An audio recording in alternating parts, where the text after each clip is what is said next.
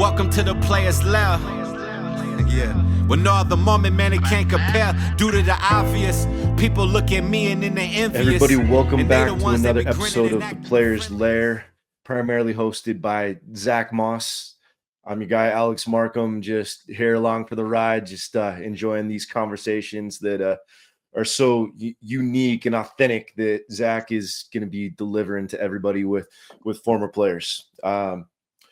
This week, we got a great guest on hand for us, Chase Hansen. Chase is taking some time, no longer doing stuff with the NFL. He's off doing a grad degree over in Oxford. So looking forward to really hearing about that. But guys, Zack, Chase, welcome to the show. Yeah, Appreciate it. How you been? Good, man. It's been a minute. Yeah, it has been a little second.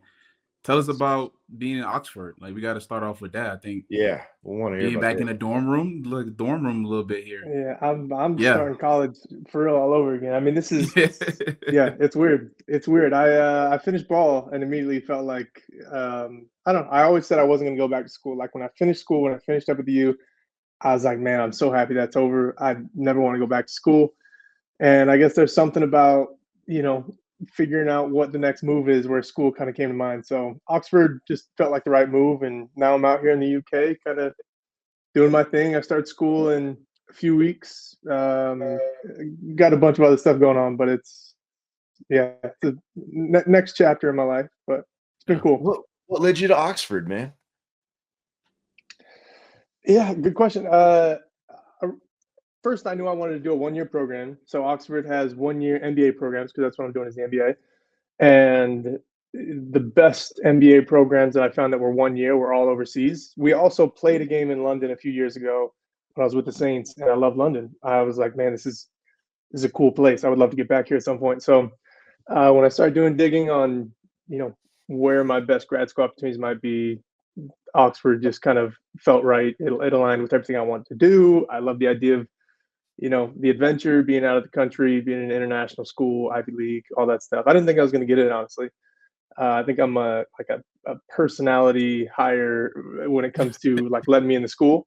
But no, it just felt like the move. There's a lot of things that it aligned with for me, and I'm stoked about it. So I'm like at the very beginning. This is like day 2 of me being in the UK, actually living here now. So cool. There's a lot of unknowns still. That's cool, man. Dude, so obviously you and Zack are going to have, a long, fun conversation here with me being on it at the start. Just kind of wanted to mention, so this is funny as can be, man. So, you go to the U. I think you were there for a year, played in a few games, but preserved your red shirt. Then you went on your mission, right? For those that don't know, your dad has a lot of ties to the Whittingham brothers going back, even though your dad was at BYU. When you were coming back off your mission, funniest thing ever is, so it was when I was doing the stuff with Rivals, and there's some bogus reporting going on by a guy that will remain nameless because I really don't care to, put the guy's name out. Everybody that would have followed you around that time knows who I'm talking about. But he was saying that at the time he had a rock solid source that you were going to be going to BYU. All right. And, it kind of sent everybody scrambling and rushing like, what in the world's going on? I mean, I know what I was hearing behind the scenes, right? And so I get dropped your dad's number at the time to check and see like, okay, is he still coming? So I reach out to your dad to see what's going on. And your dad is just baffled, just mystified. He's like, what in the world is going on? He's like, no, you can put me on record that Chase Hansen's dad said Chase is going to Utah. So I put it out, and literally put your dad's name to it and everything. And this guy comes back and was like, no, I've got a better source. Better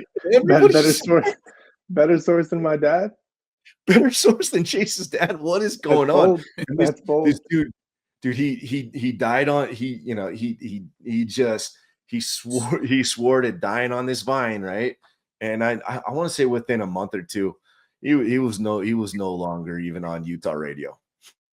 So, Well, I actually remember on my mission, my parents like doing the emailing thing. We still couldn't FaceTime at that point, but they were emailing me. They're like, "Hey, just to be sure, you didn't tell people you're switching schools, right? And not tell us." Like they were like double checking in with me, and I'm like, "Guys, no, that didn't happen." But I mean, I did have a very, very BYU mission president, and I still love him to death to this day, and I still talk to him a lot. He's still a very important person in my life, but he wasn't shy about trying to get me to go to BYU. Like he wasn't trying to be coy about it. He wasn't trying to be slick. He was like, let me explain to you why I think you should go to BYU. Like full on sit downs. But yeah, I remember my parents telling me, "Hey, there's rumors going around that you're going to BYU, and we just want to make sure that you tell the people. Do you not tell us?" I'm like, "No, I'm still that's a myth."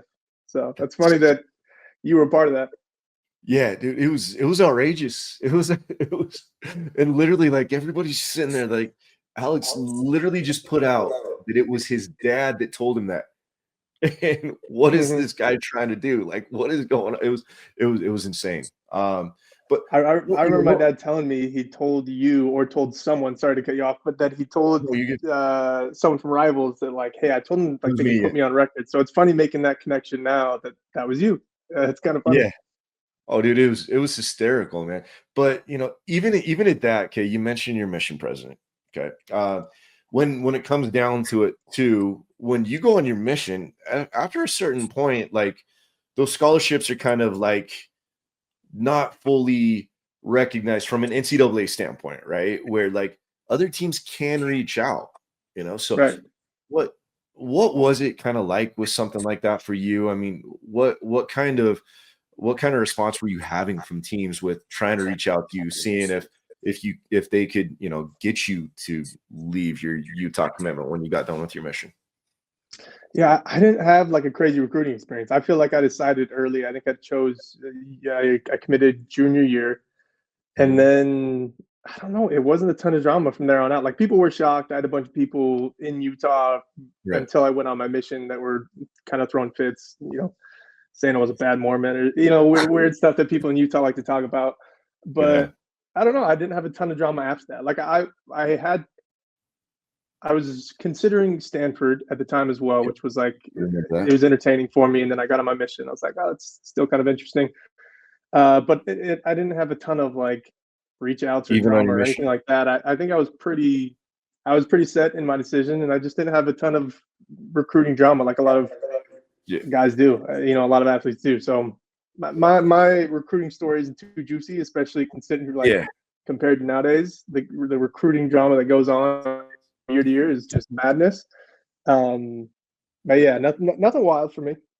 For sure. So even on your mission, it wasn't too crazy with the other teams trying to reach out, trying to lure you, like it can be for some. No, I mean, again, I remember my dad would message me or talk to me on Skype or whatever and say, "Hey, I talked to this guy," or like this person reached out, or this school reached out and they were asking about you, and it just was never appealing, and it was never, I don't know, worth considering for me. It just like there were reach outs and there were conversations with my parents, which was funny. My dad was kind of looped in, but nothing that really caused a stir. Nothing that was super noteworthy.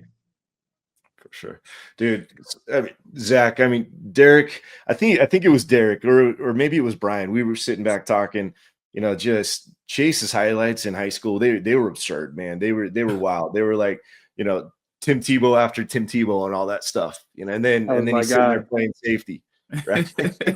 So, memory lane, Chase. But yeah, those were good days. Those were good days. I remember they were cool until Covey's senior year, and then just they were gone. They were just out the door. I'm not gonna lie, man. I had this iconic highlight reel, and then Covey's highlight reel came out. I was like, they put you to shame. I'm sorry. I can't compete. I can't compete with that. It's like Mad Michael Vick. Little white Michael Vick. It literally was like even like the old Tecmo Bowl stuff, right? Where it's like the 8-bit stuff where they're just like moving. And He all was of a a sudden cheat. he's like He was a on the cheat edge code. of a freaking pile of guys, and it's just moving all Yeah. over the field. Then boom, next thing you know, he's like 20, 30 yards downfield. Yeah.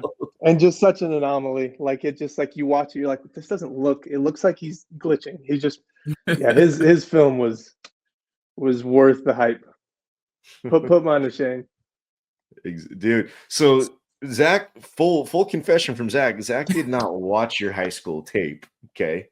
So Zack, fill him in on this, man. This is okay. So, yeah. So you got brought up on the 48-hour rule. Okay. We released it a few days ago. We were talking about a certain topic, and Zack was like, he's like, man, I got to get something good on this. He's like, everybody has something good. I need to be included on this. I need to get something good. Oh, Chase was special. So it was a compliment to you, right? But at the same time, too, Zack, let him hear this, man. So don't kill me, right? But so we were talking about this on the other day on the 48-hour pod, and we were talking about guys that were walk-ons that people didn't, I guess, like were kind of overlooked, right, to some degree, that were hella good, right? And I didn't have nobody. Like these guys rattling off names because I'm like, shit, who was like a walk-on that I could think of? Because Burgess took the first person. Yeah, no, just stay with me. Burgess took the first person that I had, and he ran off with it, right? And I was like, shit, I don't know. Who did he take? Who did Burgess take again? Matt Gay. Like you wouldn't even remember, like I played with Matt in Indy. Every time I saw Matt, would have never thought of being a walk-on, right? Just never think about it, right? So I ChatGPT this, right? So you can't fully blame me for what's happening here, right? Because like I don't even just have the base plan of ChatGPT. Like I pay like the little extra couple dollars for a certain good one, right? And it still led me wrong. So like it was a few guys' name on there that I knew, but I didn't know them well, and I didn't play with them, right? So I was like, nah, skip past this one. But you have to watch the pod, right? You have to watch the 48-hour pod. Maybe you'll see a clip of just how excited. And I'm thinking about it because I was like excited because I was like, what the hell? Chase was a walk-on? Like I didn't even. Why does it have Chase Hansen as number 5? You were the 5th person on there out of 10 guys. 5th? You were the 5th person out of 10 guys, bro. Like I don't know if I can find like the history of ChatGPT, like of what I've searched, but if I can, I'll screenshot it to you. And you were 5th, and it said you were a walk-on quarterback, right? At first, but it said you were like a highly touted walk-on quarterback. So I was like, I didn't really think much about it. So I was just like, oh, Chase Hansen. If you see my reaction on the video, you're gonna be like, okay. And everybody else is too. And then everybody's like, nah, that can't be right. That's impossible. That is honestly, I think I'm not even upset. I'm not even most upset that you believed it. I'm most upset that I was number 5 of all of the best walk-ons. Because honestly, if I saw ChatGPT and it told me like Zack Moss was a walk-on, actually that's not true. No, that's not true. I was a good enough teammate. I knew you were like a guy, and I knew you were on scholarship, unlike you. But this is wild. No, that was wild because I didn't even know you played quarterback though. Like that was the main thing. Like so when it gave me the quarterback thing, I was like, my goodness, what? At what? Well, point, I know you played defense. We were like 1 year apart. Well, for me then, everything was kind of like I wasn't thinking about a lot of stuff when I first got there, right? Shut up. So, like, if I didn't see somebody in the quarterback room, I was like, okay, I guess he's not a quarterback, right? Yeah. And, so, and you didn't. It didn't show you. A-Rod didn't show you the old clips of me and D-Book running the Wildcat back there. No, see, there's like 3 of them. There's like 4 of them. I overthrew K. Scott on a flea flicker, and that's when I knew my quarterback days were done. That was but in my defense, K. Scott's speed left him at that point in his career. So I thought he had more in the tank. Well, no, and that's funny, but that gives me a good segue to one of the questions I wanted to ask you. Like, because obviously you played different positions, right, at Utah, Yeah. and like, how was that essentially? Like, you know, a lot of people don't have the opportunity to play a lot of different positions. Like for me, I only played two positions, was either linebacker or running back, right? And like that gave me a good perspective understanding football a lot faster, like just understanding defenses and being on that side of the ball and understanding kind of what they were asked to do and what it's supposed to look like and things like that. Like, so how was that for you? You never played back at Utah though, right? No. Okay, you're talking. Okay. You were saying those were like your two options. Yeah, like high school, I played linebacker, so I didn't. So I got you. Quick fact: I didn't play running back until my senior year in high school. That was like when I fully started playing. Yeah, so that's why I don't bring up my high school highlights to anybody, right? So like, linebacker. Yeah, if you watch the first 3 years, you're gonna see how linebacker clips, right? Yeah. I didn't make that switch until my senior year. So like, even when I got to Utah with you guys, like my freshman year was my second year playing running back, and I was like, P's really had a vision. Yeah, I was like literally figuring it all out on the fly. But like, can you speak to about like how you played different positions and how that was, you know, one, rewarding, because obviously it rewarded you in a lot of different ways, but also like the challenges of kind of going through that after you probably had envisioned yourself being in a certain position and doing certain things.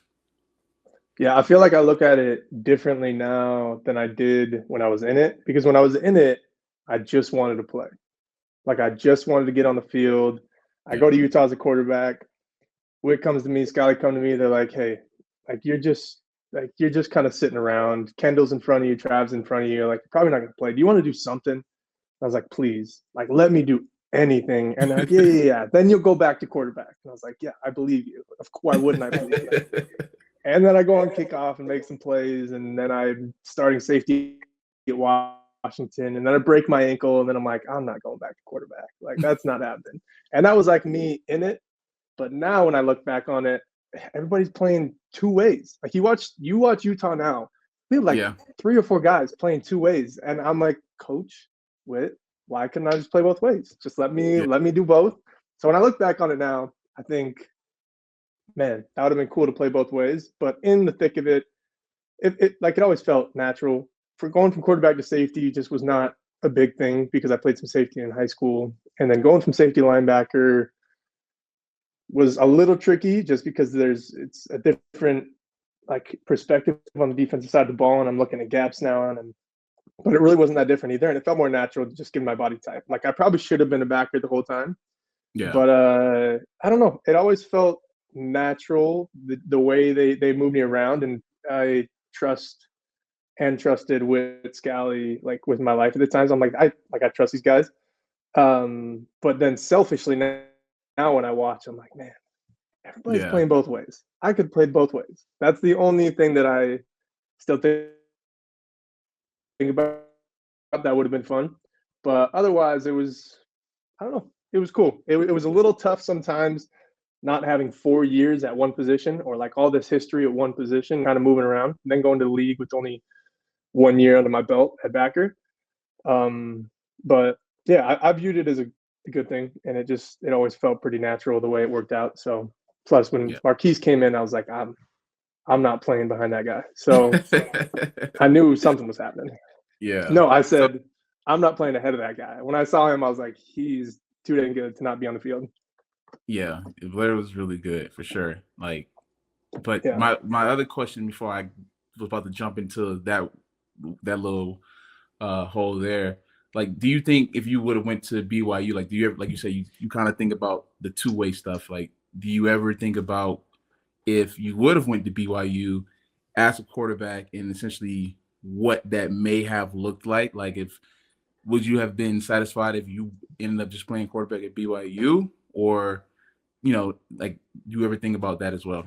Back when I was getting recruited by BYU, Bronco Mendenhall was actually the coach. And when he brought me in for my recruiting, first of all, it was a terrible recruiting experience. Like, he brought me in, he's like, you should be privileged to be here. Like, you should be just like, you're so lucky to be here. I'm like, no, Like, recruit me, like, what do you mean? They're like, I got people that want me, and it was a strange recruiting experience. But aside from that, I also said, he's like, what position do you want to play? I said, I want to play quarterback. He's like, well, I think you should be a linebacker, which, I mean, he was right. I was a Yeah. linebacker, but at the time, I just wanted to be a quarterback, and I wanted someone to say, hey, we'll let you be a quarterback. And Witt was taking a different approach, whether he was telling the truth or not, I don't know. But he's like, I'm going to give you a chance at quarterback. Like, I'm going to let you play quarterback. And if it doesn't work out, we'll move you. But I don't, I got asked the other day if I was being recruited right now, like young Chase, if he was being recruited right now, where I would have ended up, BYU or Utah, because the landscape is it's different with the way they're doing things at BYU. Like, they're doing a good job. And, it was such a clear decision for me to go to Utah, even though I grew up like full BYU kid. I feel like it's just a lot more competitive now. Like the recruiting battle is, and they're doing a better job at BYU than they used to be. But yeah, it never really. I don't know what it would have been like if I'd gone to BYU, but I wouldn't have played quarterback. So that's an easy. That's easy to think back on and not feel like I missed the chance to play QB or whatever. Plus, Yeah. my linebacker thing worked out. It was just always. Yeah. Who knows if Coach banged Witt up. was telling the truth fully? Maybe he had a call with BYU and he was like, "Oh, I told him to play linebacker," and he's like, "All right, well, I told him to play quarterback for a little bit, and we'll finagle him on the other side of the ball." He knew what he was doing. Come play special teams. Come just a few special teams. Oh, you're pretty good. You want to play as a freshman? All right, coach. Yeah, that was a great coaching tactic, obviously. It was. What was one of your favorite moments as a Ute? Right, obviously you had a lot of great moments, played a lot of games, saw a lot of really good players. Like, what was one of your favorite moments being a Ute that you can recall? Yeah, I mean, first thing I'll say is whole senior year. That was the most fun I had playing ball since high school. Like, I think it was your junior year. I think you and Snoop got hurt late in that season, which was heartbreaking. But that whole season was a ton of fun for me. If I had to point, because I was like the first season I'd been healthy in a long time. Like sophomore, junior year, I was just like always dealing with stuff. And senior year, I was good until the end. And that was fun to be on the field, to be healthy. If I were to point to one moment, I think there were a couple of games that were a ton of fun. I always loved playing USC, and playing at USC at Rice Eccles. That was rocking. We had the weird comeback win against BYU our senior year, which was just the strangest game. I don't know. I don't know if I have like a set moment. I think I have a couple of plays in my mind that were a lot of fun for me. But I feel like the whole senior year for me was like a blast. I loved the team. Like, I loved being healthy. We had a shot to actually do something. So, and then there were specific games that I loved. We were nice. If you guys could have stayed healthy, we could have done some real damage. But it just, I mean, we got into the Pac-12 championship, but we put up like. What's funny about that year? Like, so I tore my meniscus that year, but I tore it in January when we were doing, the little player run practices, where PRPs, what we call them. Crazy. I didn't know that. Yeah, so I tore it in January, and what was the trainer's name? He was a shorter guy that we had. Eric or Joe? Joe. Yeah. So we were doing the PRP practice, and we were done with the PRP practice, but we stay out there for an extra 20 minutes just doing, stupid stuff, right? So I go play corner, right? So I'm playing corner, and I'm messing around, and I guess I was backpedaling or doing something. I was breaking on something, and I felt it in my knee, right? But it didn't like hurt. It was more like where you felt that, right? I was like, okay, I felt that, and I was like, okay. Took a knee for a second. Joe came up to me. I walked off the field, kind of limping, but not trying to bring attention to it either. So I just walked off the field. I get to the sideline, I take a knee, and I'm like just rubbing over my knee, and Joe's like, "You good?" And I'm like, "Yeah, I think I'm good." Right? Which in reality, if I would have been like, let me go look at this, let's see. I don't know. I probably wouldn't have had to miss the back end of that year, I would have figured it out then in January, which would have cost me no time, right? Yeah. Versus missing that back end, and then bring me back for a senior year. But so I did that, and it didn't go out until November. So Snoop broke his collarbone versus Arizona State that year. I remember that one. And I was like, that was shitty. But then we had Shelly, right? And I was playing really good. That was like the best I ever felt playing. Like that's when the year where, like I said, I only had played by that time it was maybe my third or fourth year playing running back full time. So I felt really good. I was like, okay, I figured this out. Like I know exactly who I am and what I can do and whatever. So when Snoop got hurt, we were, like you said, we made that run. We were still in position. I think we had the BYU game left and the Oregon game. I want to say that was the only two games that was left, and they were both at home. And I think you guys ended up playing Colorado away. I'm not positive. Yeah, the snow game, which I wasn't mad that I missed that game. But no, I got ejected from that game like the first quarter from on a bogus targeting call. But anyway. But so I was like, I felt that team, even when we lost Snoop, like I felt we still had enough as a whole thing to really do it. But like I felt like once I got hurt as well, just offensively, we just wasn't as strong in different areas at that year too. Like we had some really good dudes still, but they were just on the younger side still. Yeah. That because y'all play out of your minds defensively. Like we knew once we lost to Washington. We lost to Washington early in the year, the night game, right? And everybody knew, I felt in the locker room after that game, like we knew we were going to go see them guys again. Like we knew we were going to go see Washington again, the Pac-12 championship game, and we was going to whoop their ass, right? So like for me, once you guys got there again and you played them, I was just like so sick in my stomach. Like I don't even remember if I went to that game, if I stayed home. Like I don't even remember what happened. But I know the defense was like, you guys was going crazy. It's just our offense, we couldn't do nothing. Like, and I just felt like so shitty because that was been the year where even if we lost the next year in 19, like we ended up doing, I felt like that was the team, 18, that really should have done it first overall. For sure. I mean, the defense, you look at that defense, and obviously 19, they were dudes too, but we were so stacked. Like across the board, we were so good. And when you and Snoop went down, it took so much life out of that offense. And we had all the pieces, but missing those two pieces, that was sad. And that would have been cool because I think we would have spanked Washington if you and Snoop were healthy personally. But the whole year was cool and it was fun.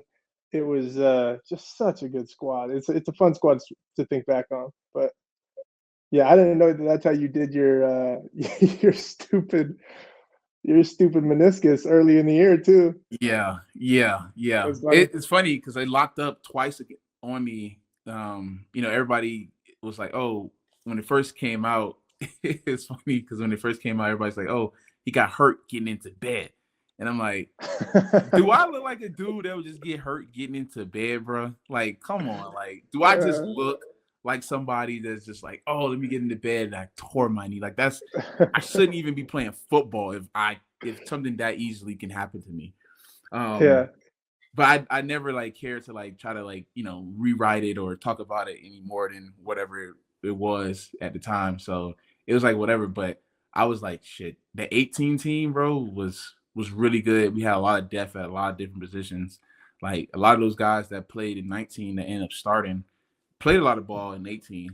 And I felt like they were able to learn from you guys. I think 17 for us, I don't know if you feel the same, but like for me in 2017, that was like the turning point I felt like for the school overall, football wise. Like I feel like they had the years of the Sugar Bowl and they kind of were still living off of that type of stuff a little bit. Right. And then when we got because when I came in 16, we still had a lot of knuckleheads on this team. Like we had a lot of dudes that just didn't want to do shit the right way. Right. And it was weird because they had been there for years. So it's like, you probably should be doing things the right way already. Right. And I'm sure you can think of a few dudes that without having to call a name, you can just pops in your mind. Right. But for me, like 17, I remember we had we played West Virginia. In that, what was it, Holiday? No, not the Holiday Bowl. Zack's Holiday Bowl. Bowl. Yeah. So we played West Virginia. And I remember the press conference. People were. Oh no, was that the one in Dallas? Yeah, Dallas. Zack's Okay, yeah. Bowl, I want to say it was called. Yeah. And like 17, I remember after the game, the press conference, you know, they were kind of asking about like, because we were a young team at the same time too, like the people who now were being depended on and stuff like that to make plays and stuff of that nature. And I remember that was the moment I said something. I don't recall what I said, but I remember I said something. I was like we were going to be a different team. Like we were going to be a team that people actually had to like worry about. Like we weren't going to be one of those teams for the next couple of years where you just kind of sneak into bowl games, you know, shitty bowl games like that. We weren't going to be one of those teams. And then 18, 19, we had some really good runs. And then obviously COVID and stuff happened, and guys that played, you know, after you that were on my teams, like they were able to go off and, you know, capitalize and win back to back. But I was like, 17 was definitely that change for me that I feel like when I can look back at it and just like, you know what, that's when the program took a whole different turn of like dominance to some degree in the Pac-12. Like, what do you think about that? Like, when did you see, because you came in at a different time as well, like just seeing what the program was and then kind of where they're at now, obviously being in a whole different conference and stuff like that.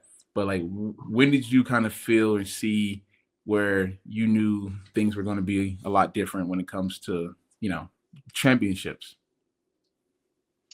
Yeah, and I don't know if because one thing Utah's done it still blows my mind is there is a constant of certain coaches that have been in that building for a long time, and certain people, like I go back and I see the same people in the building. I see the same strength and conditioning coaches. I see the same defensive coaches, Shaw, Scally, Witt, like some of these main people, maybe outside the offense because there's been a lot of movement there, but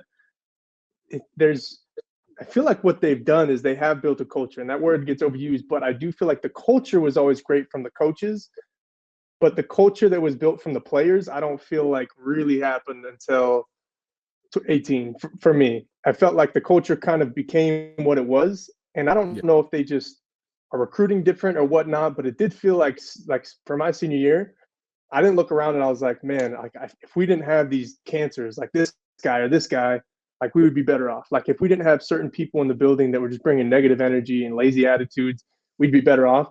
And so I feel like it's the quality of players that are in the building makes such a big difference, like their personality and mentality, not just talent. Because I think there's been talent. There was talent since I got there. There maybe wasn't a ton of depth, and I think that's slowly growing. But I think it's just good dudes. Like even I meet some of the young kids now, and I'm like, you're a good dude. Like you seem like a nice kid who just like wants to work hard and like go play football and win games. And I feel like if I were to take a stab at it or guess, I would say that they've found some high quality character guys to put in that building. And I felt like 18, 19, 20, like those teams, I think back on like the character of the players. And this might be kind of woo-woo or like, you know, maybe it doesn't really translate, but that would be my theories. It's like certain personalities and mentalities that they bring into the building versus just recruiting talent. Because I think we got talent, and it's like, hey, let's get talent and like guys that'll buy into the system. Because I think buy-in was kind of lagging in some of my younger years at the U. So that's my guess. Yeah, I agree with you because like I remember for me, my freshman year being 16, like I had a hard time buying in to just the culture and what Coach Wood and everybody kind of wanted, like just the way you practice, like and like the way you practice, the way you do things, the way you treat people, just all of those different things that they always harped on. That felt like to some degree sometimes it's just like it felt like it was overbearing because it was like everybody was talking about it, like every coach, every position group. Like you could also, you know, they had that culture where other coaches from other coaching rooms could say something to you, right, and hold you accountable, and you didn't look at them like, well, you're not my coach or something like that, right?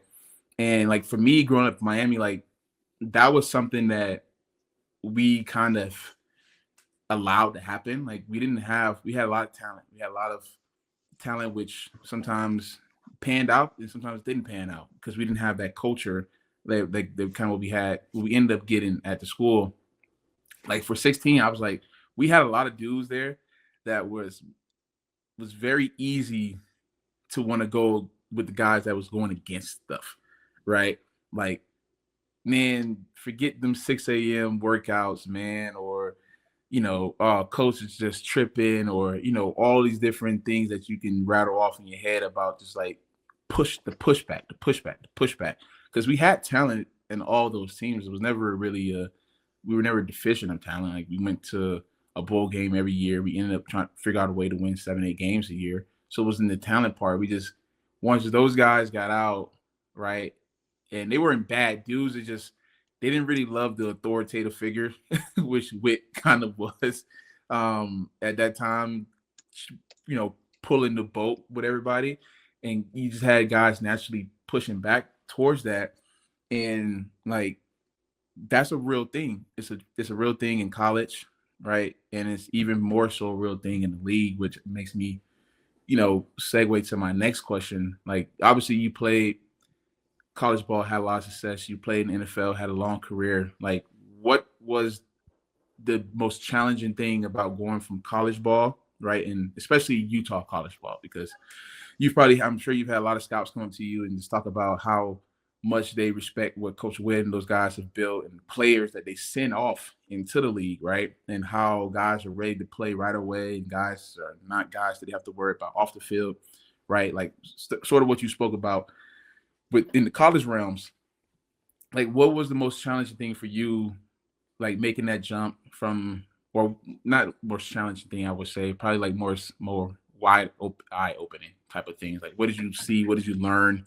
Like how was your experience? If you can give us a take on that a little bit.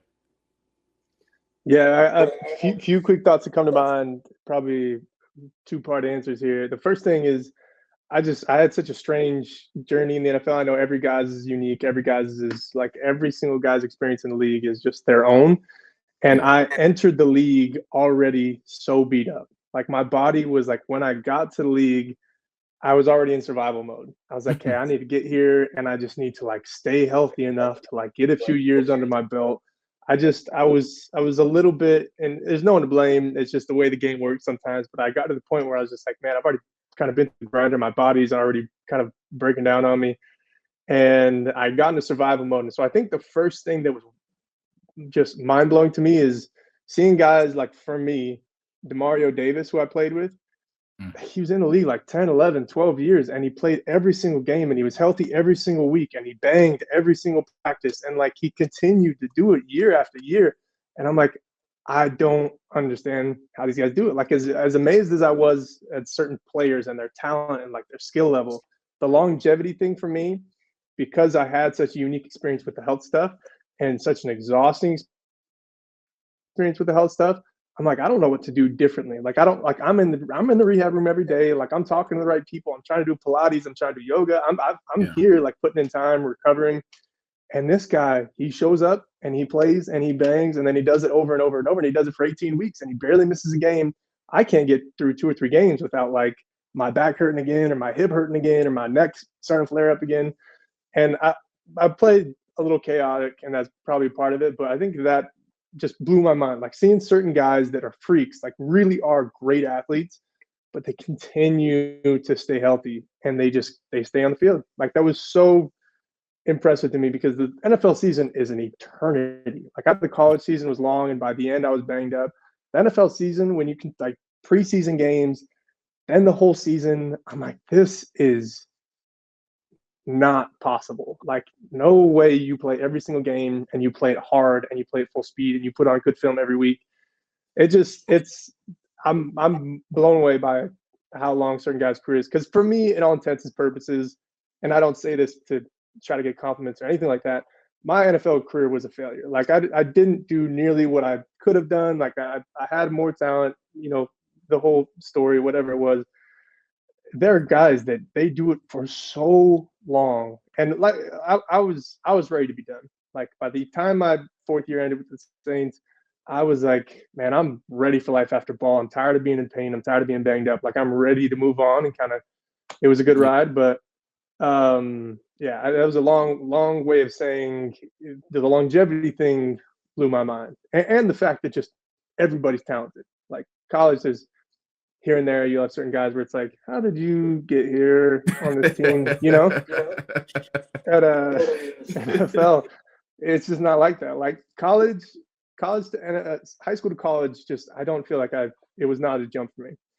College to Yeah. NFL, I'm like every single guy I see is a dude. Like they're all fast, they're all strong. The offensive lineman blew my mind in the NFL. Every single one. I could not believe how fast those big freaks moved.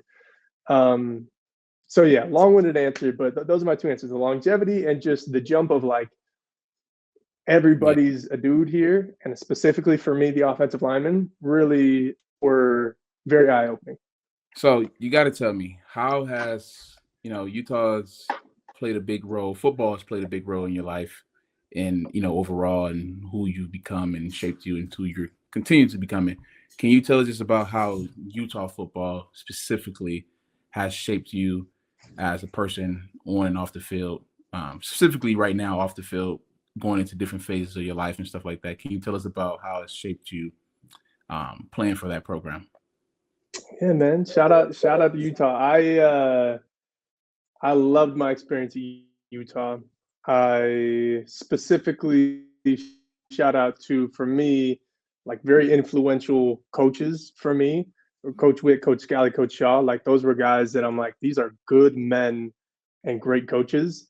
And I feel like they just had a big influence like on my life. Like not like this is the type of man that you can be and still be this, good football player. Just the habits it built.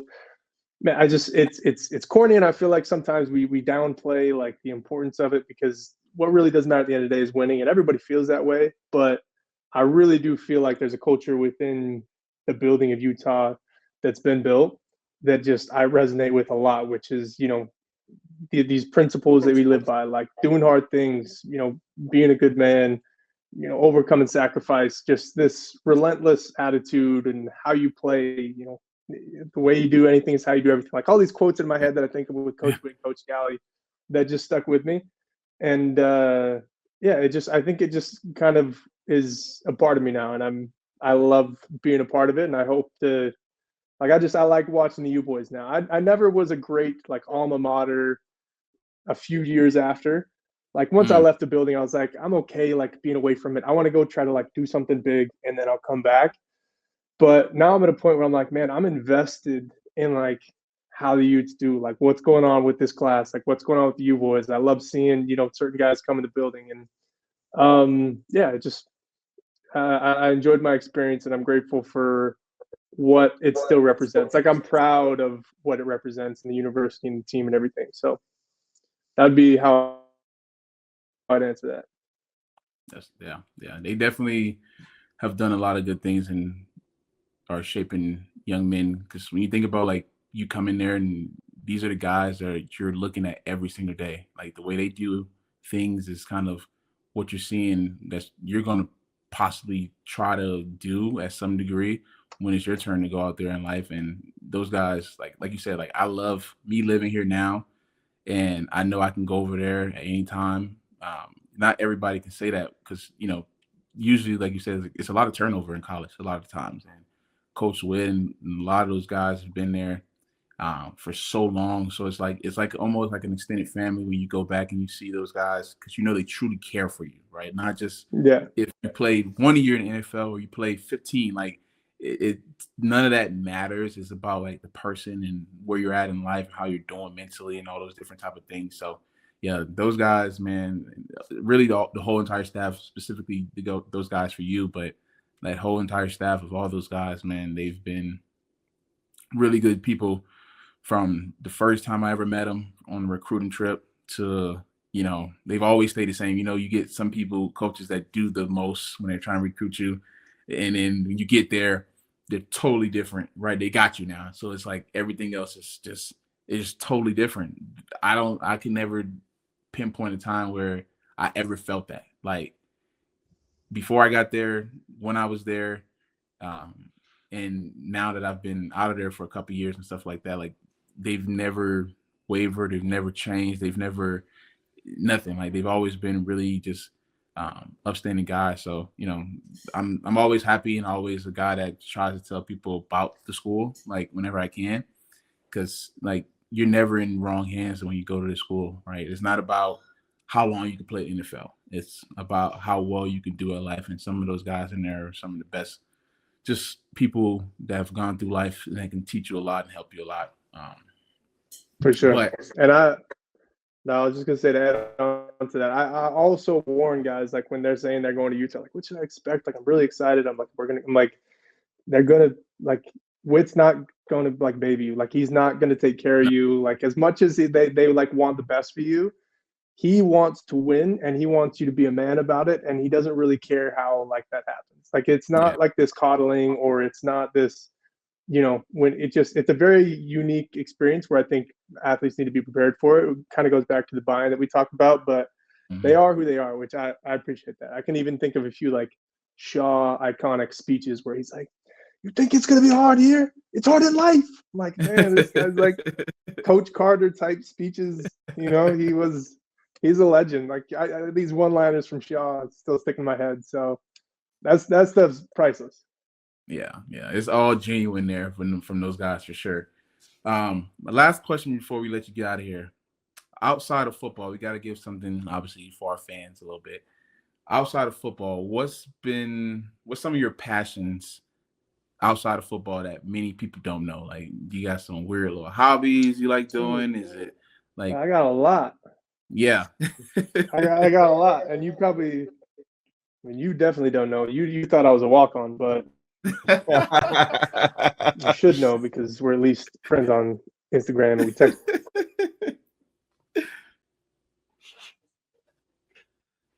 Did he freeze again?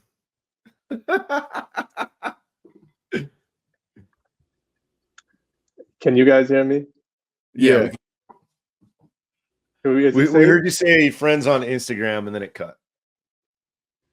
Yeah, I mean, we stay in touch, but I don't expect you to know any of these. Let's see. Oh, what about now? Little bit.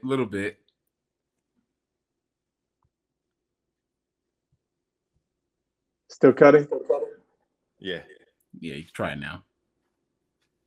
All right, we'll see how long I get out of this. But yeah, I would say whatever quirks, hobbies, maybe unknowns about me. I feel like I have a bunch. I've always been excited for life after ball, like I was mentioning. Like I get excited about the business world. Like I really get excited about starting new companies, making a difference. Like I feel like I'm a very purpose-driven person. So that's, you know, this whole MBA journey. Like I geek about, like I have a hippie side. Like I lived in a van in New Orleans. I love meditation and, you know, being barefoot and weird stuff like that. That's, you know, probably a little bit weird, but it's a little bit more commonplace now. And I love all things like health and wellness and fitness and human performance. And I have, you know, some little side gigs that are in that space. So I get excited about that stuff. And then I would say personally, I have a few things like I love musical theater. Like I love going to musicals. And here at Oxford, it's my goal to act in a musical or be in a play while I'm here. That's like a part of my goal here. Well, and play some sports, but that stuff's fun to me. I don't know, the travel, like I'm always traveling. I'm a solo traveler. That's kind of been a thing for me since I stopped playing ball. It's just seeing the places, new people, new foods, new cultures. I think people are fascinating.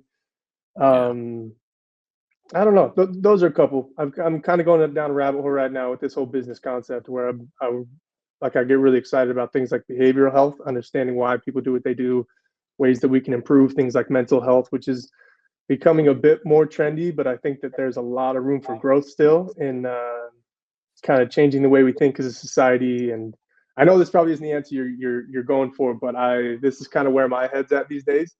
And yeah, I think there's just a lot. There's a lot that excites me when I think about like, man, I can like really have an impact in the world of business when it comes to people's health and happiness. Because that when you're banged up, and you know this, Zach, like when your health is bad physically, it messes with you mentally.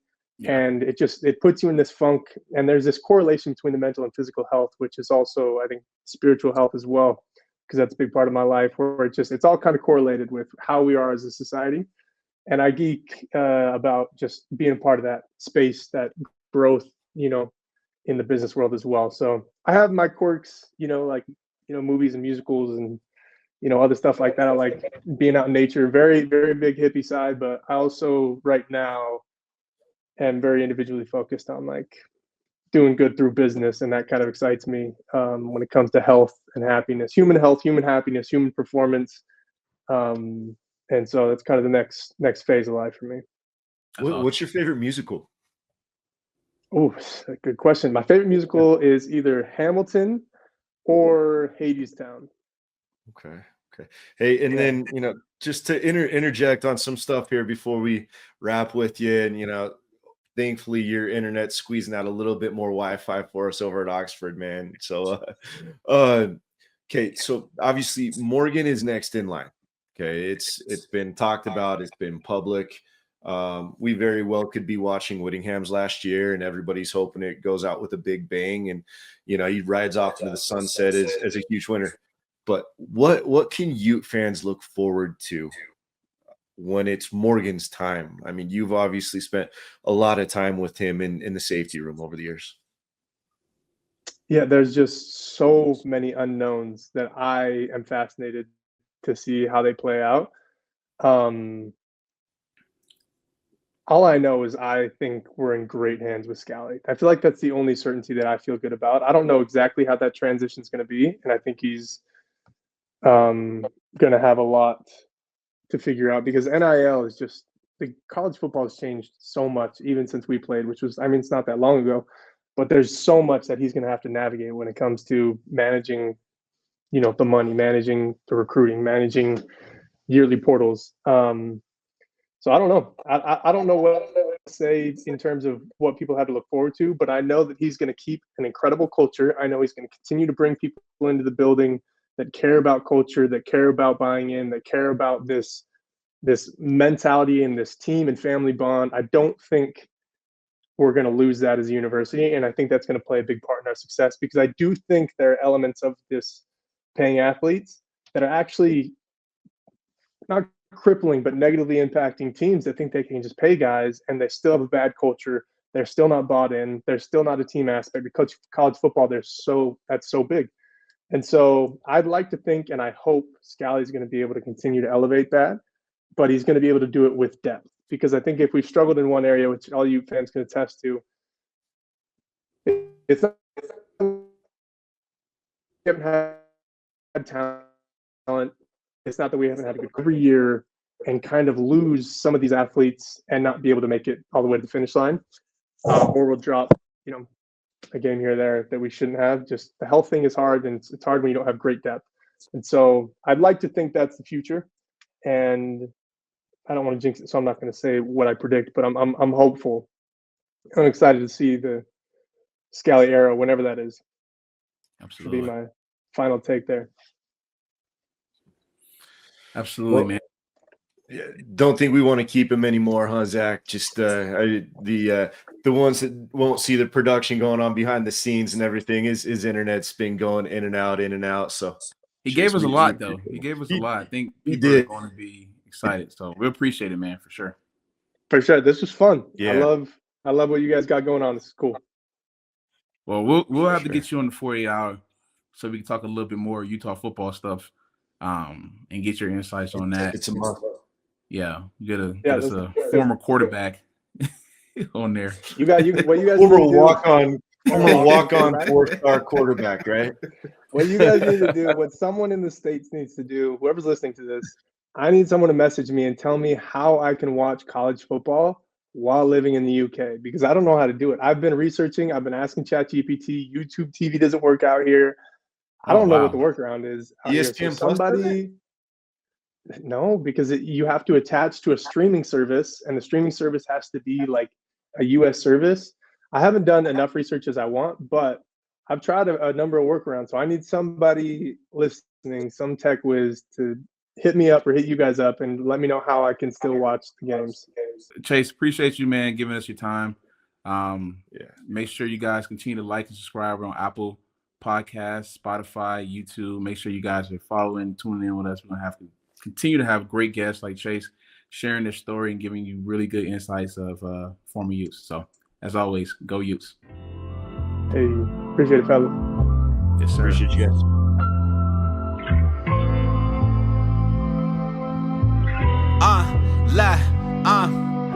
Welcome to the Players Lair. Yeah. When no other moment, man, it can't compare. Due to the obvious, people look at me and then they envious. And they the ones that be grinning and acting